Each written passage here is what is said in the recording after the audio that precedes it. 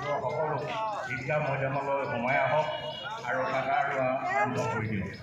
কাটাৰ লগতে আপোনালোকে মন কৰিব ৱালৰ দুইফালে দিয়া আছে, সেই আঠটা ওলাই পেলাই কাটাৰ ল'লে আমাৰ নিশ্চয় কাটাৰবিলাক গুণ হ'ব আৰু কাটাৰ গুণ হোৱাটো কোৱা হৈছে আপোনালোকে নিশ্চয় সকলোৱে জানে।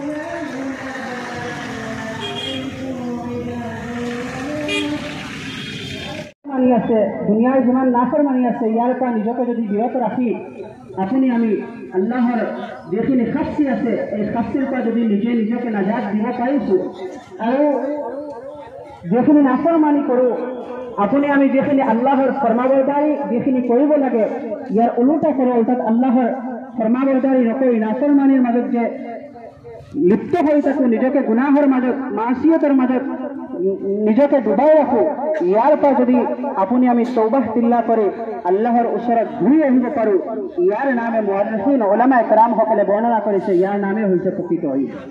ইয়াৰ নামে হৈছে প্ৰকৃত ঈদ। মানে এবাৰ